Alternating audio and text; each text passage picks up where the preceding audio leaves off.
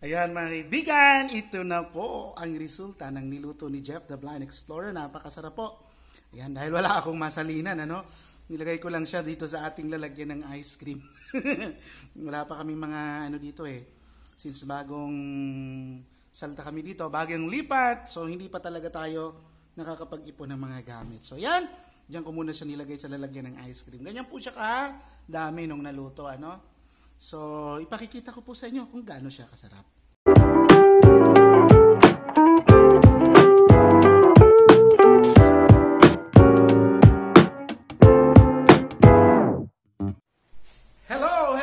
Hello mga kaibigan. Ito si Jeff the Blind Explorer, inyong kaibigang bulag na explorer.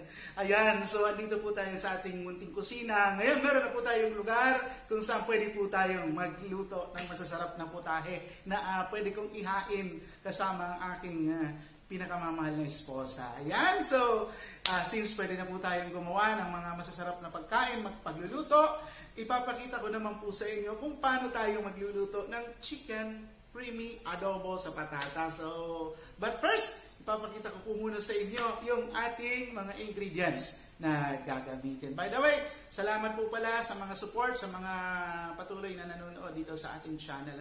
But sana po makabuo ulit tayo ng friendship dito sa ating channel. At ibabalik po natin yung mga pagluluto episode ni Jeff the Blind Explorer. Sana po ma-inspire po kayo at ganahan po muli kayo para suportahan itong ating channel. Now, here are the ingredients for our cooking of creamy chicken adobo.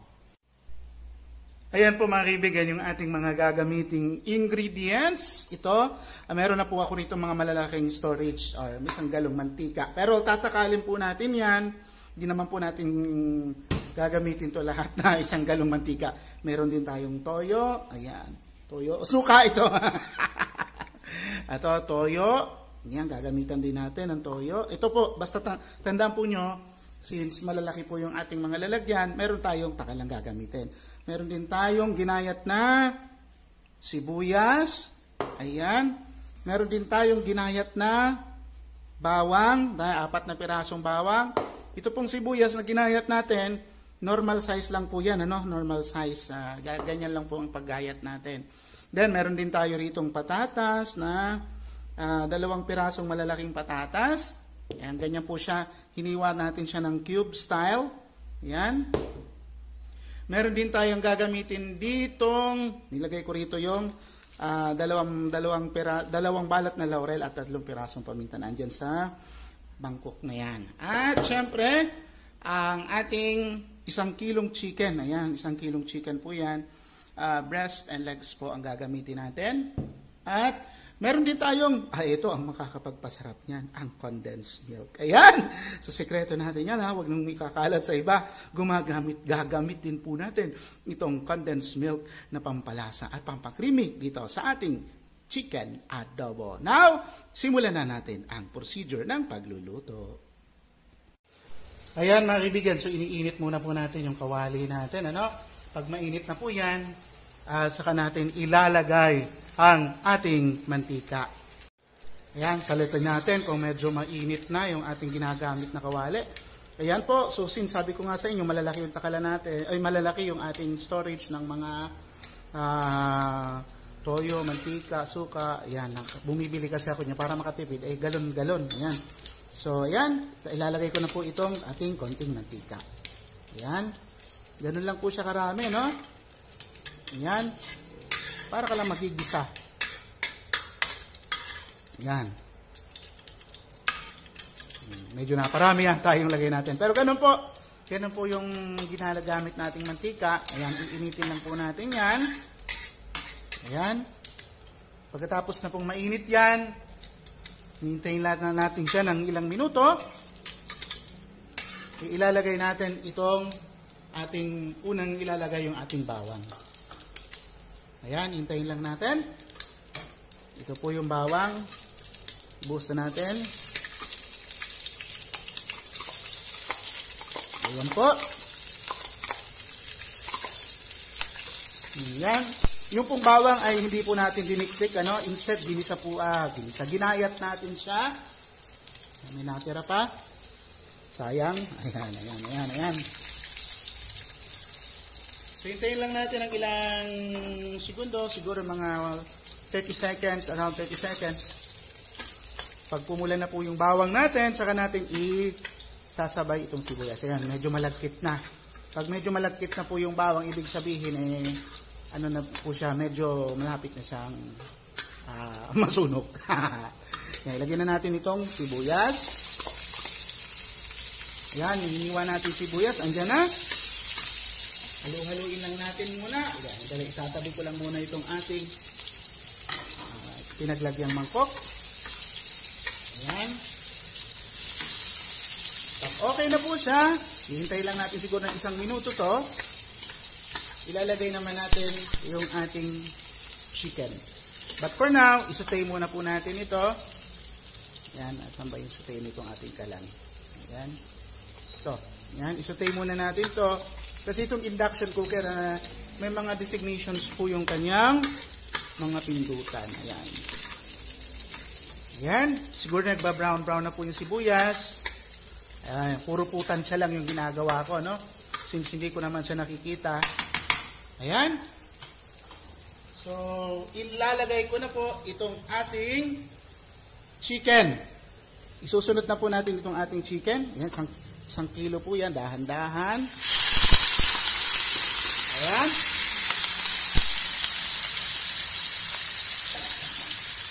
Tatalsikan. So, ito muna ang ating isusunod, chicken. Pag medyo nakita natin na nagba-brown-brown na po ang kulay nitong ating chicken, maya-maya lang isusunod natin ang ating toyo. Ayan, so ipagpapatuloy lang po natin ang paghalo dito sa ating chicken. Ayan, pag nakita po natin na medyo nasangkot siya na po siyang maigi. Ayan, so medyo sasangkot siya natin siyang maigi. Pag medyo nasangkot siya na po yan, tsaka po natin lalagyan ng toyo. Ayan, syempre palalabasin muna natin yung konting tubig ng manok. Kapag hinugasan nyo po kasi itong manok, medyo hindi agad natutuyo yan. So pag ginisan nyo yan, probably meron na siyang automatic na katas. Ayan, patutuyin natin yan ng konti. Ayan.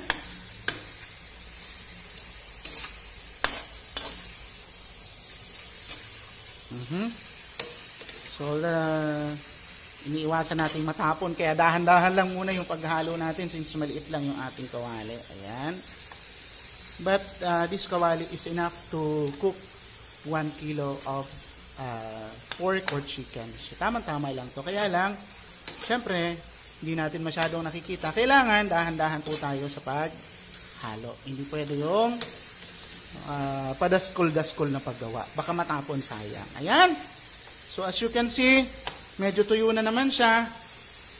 Ilalagay na po natin itong toyo. Ayan. Ito pong ginagamit kong takalan ay takalan po ito ng rice cooker. Takalan po yan ng rice cooker. So, since may takalan naman yung rice cooker namin na isa, yun na lang ang ginagamit ko. So, ito, ginagamit ko na lang ito pang takal sa aking mga pagluluto. Ayan. Ilalagay na po natin ito dito. Ayan. Tumigil yung ingay kasi nabasa na siya.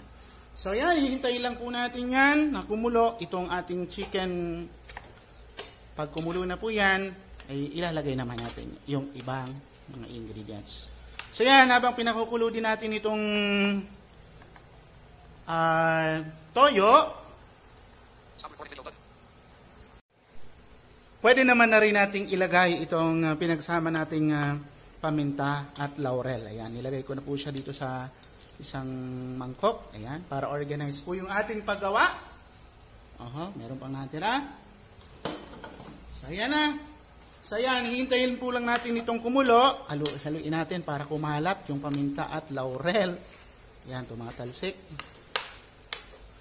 Ayan, hahaluin lang po natin yan. Maya-maya, pag malapit na po siyang matuyo, sasabay naman natin ilagay yung ating suka. Yan, para mas madali po siyang kumulo, ito po, meron po tayong takip dito. Ilagay muna natin. Ayan. So itong takip na ito, isa saucer namin ito. So hindi po talaga ito ang takip ng kawali namin. So ilagay mo na. So hindi siya masyadong sakto, ano? But makakatulong na rin ito para mas kumbaga mas madaling uminit itong ating niluluto. So hindi kasi siya saktong-sakto talaga dito sa ating ginagamit na kawali. Ayan, medyo iba na yung tunog ng ating pinakukulo. Ibig sabihin, malapit na po siyang matuyo. Ayan. Ayan, matutuyo na nga. So, mamaya na natin ilalagay yung suka. Unahin muna natin itong halos isang basong tubig. Ayan. Isang basong tubig po yan. Ilalagay muna natin dito kasi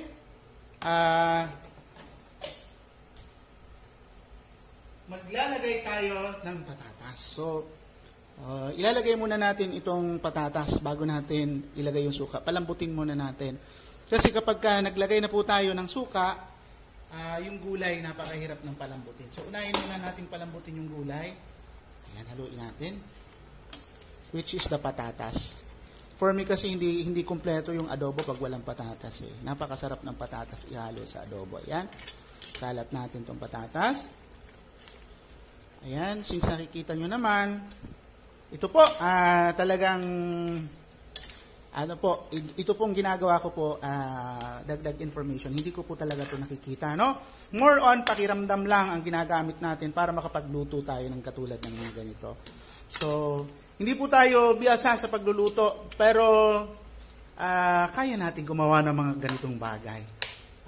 Para may makain din tayo sa araw-araw, ano? Kaya rin natin mag-produce ng masasarap na pagkain. Kahit po tayo ay may kapansanan sa paningin. Provided na meron po tayong tamang training sa paggawa ng mga ganitong gawain. Ano? Ayan.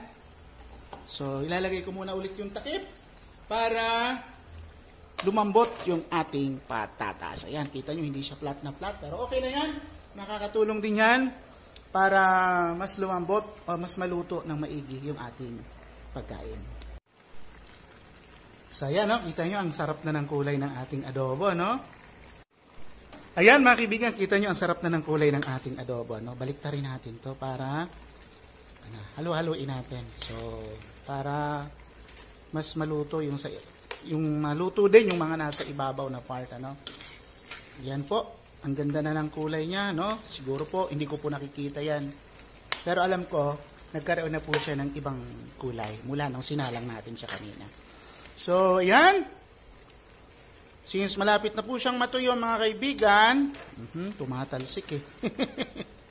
Kaya dapat talaga sobrang ingat ang paghalo ni Jeff the Blind Explorer. Sayang yung matatapon. Yan. So, meron po tayo ritong suka. Yan po yung suka. Yan, pakita ko po sa inyo yung suka. Ayan. Ganyan din po siya karami. Ihahalo ko na po siya rito sa ating adobo. Ayan. So, hintayin lang natin na medyo matuyo yung suka. Pag natuyo na po yan, saka natin ilalagay yung ating masarap na condensed milk. So, hintayin natin siyang maluto muna. Saka natin ilalagay yung ating gatas.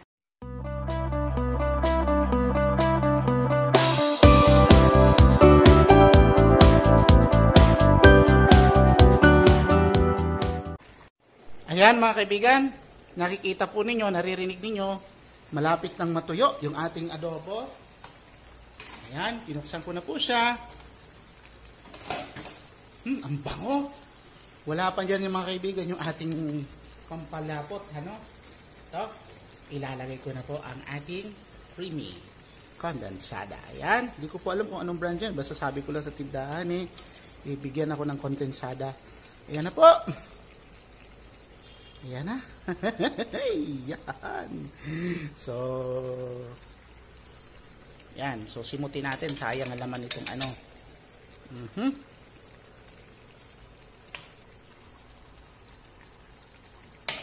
Ayan na.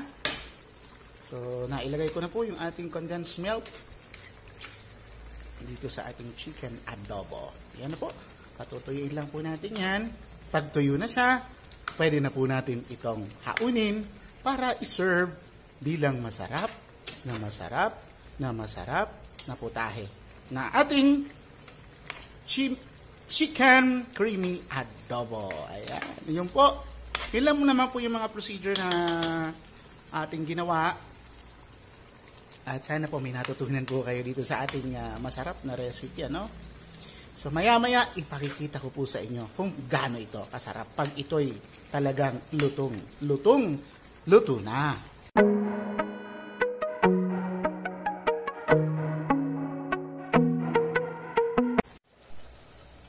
Eto na po mga kaibigan, mabango at masarap na ang amoy niya. Buksan natin. Ayan na.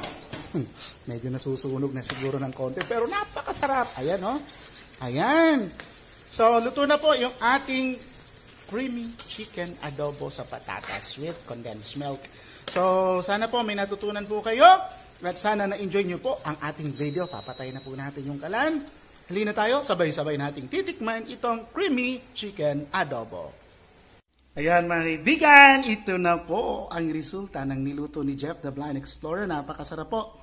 Ayan, dahil wala akong masalinan, ano? Nilagay ko lang siya dito sa ating lalagyan ng ice cream. Wala pa kami mga ano dito eh. Since bagong salta kami dito, bagong lipat. So hindi pa talaga tayo nakakapag-ipon ng mga gamit. So yan, diyan ko muna siya nilagay sa lalagyan ng ice cream. Ganyan po siya dami nung naluto, ano? So ipakikita ko po sa inyo kung gaano siya kasarap. Ayan, ito na po. Oh, hawak ko po yung isang mangkok na yan, titikman lang natin. Pakikita ko po sa inyo kung gaano siya kasarap. Ang patatas muna yata yung ating na isubo. Napakasarap mga kaibigan. Tamang-tama po yung lambot ng patatas. Hindi siya masyadong malambot. Hindi rin siya matigas. Ito namang manok. Ang sarap. Ayan mga kaibigan, napakasarap. Napakalinamnam. Gaagaw yung tamis, alat, asim, yung bango ng paminta at laurel, yung lambot ng manok. Nako.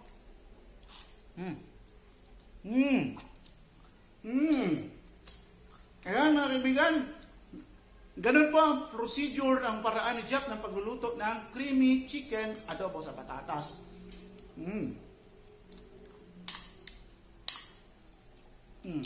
Ang sarap talaga. Ayan, sana po may natutunan po kayo sa aking upload video. Paki-like na rin po itong video ito at paki-subscribe na rin ang aking channel kung hindi pa po kayo dito nakasubscribe. At kung nagustuhan nyo man ang video ito, i-share nyo naman sa iba para matuto rin po sila kung paano gumagalaw sa kusina ang isang bulag at paano magluto ng mga bulag na kagaya namin. Ano?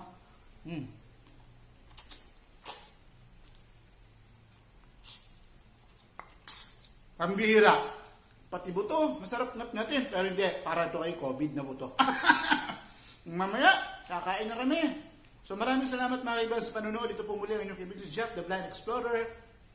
At magkita-kita po tayo sa susunod nating upload video. Bye-bye!